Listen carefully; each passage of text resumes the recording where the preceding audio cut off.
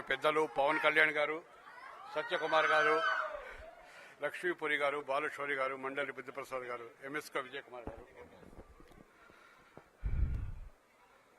సాహిత్యము రాజకీయాలు రెండూ కలిసి ఉండాలి. లేకపోతే రాజకీయాలు చాలా చచ్చుగా నిస్సత్తువుగా ఉంటాయి. సమాజానికి సాహిత్యం లేనిది, ఆ సమాజం అనేది ఒక పనికిరాని వస్తువు అనేది నా అభిప్రాయం.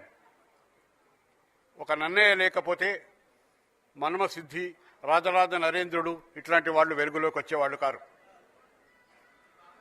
రాజుల్మత్తులు వారి సేవ నరక ప్రాయంబు అన్నాడు ధూర్జటి.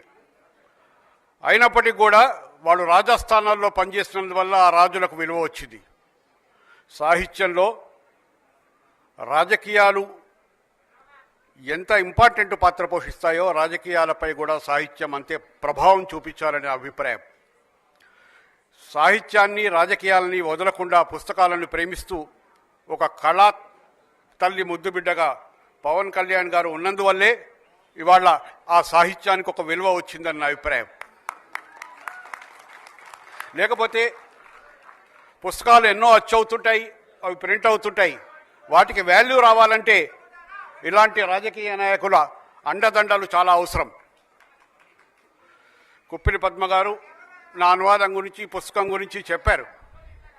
నిజానికి అసలు లక్ష్మీపురి గారు ఒక పెద్ద దౌత్యవేత్త. ఐక్యరాజ్య సమితి అసిస్టెంట్ సెక్రటరీ జనరల్గా పనిచేశారు. శాంతి పీస్ కీపింగ్ ఫోర్స్లో ఆమెను కోఆర్డినేట్ చేశారు. ఎన్నో దేశాలకు రాయబారిగా ఉన్నారు. మరి ఆమె అక్కడ ఉన్నామే, ఢిల్లీలో ఉన్నామే, ఎందుకు పవన్ కళ్యాణ్ గారిని లైక్ చేశారు? పవన్ కళ్యాణ్ గారే ఆమె పుస్తకం గురించి తెలుసుకొని ట్వీట్ చేశారు.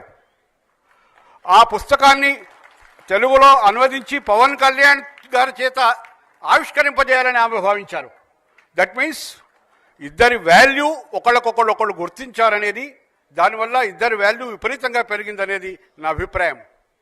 నిజానికి ఈ నవల గురించి చెప్పాలంటే ఇది ఒక యజ్ఞం. ఇది ఆ పుస్తకం ఆమె ఎంత బాగా రాశారంటే ఇందులో మీకు భారత స్వాతంత్ర సమరంలో ఉన్న అనేక ముఖ్య ఘట్టాలు కనపడతాయి. అదే సమయంలో స్వాతంత్రం రెండు రకాలుగా సాగింది. కేవలం మహాత్మా గాంధీ వల్ల, నెహ్రూ వల్లనో ఇంకెవరి వల్లనో స్వాతంత్రం రాలేదు.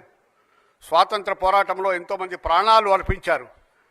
హిందుస్థాన్ రిపబ్లికన్ ఆర్మీ లాంటి వాళ్ళు పాల్గొన్నారు, వీర సావర్కర్ లాంటి వాళ్ళు పాల్గొన్నారు, ఎందరో త్యాగాలు చేశారు.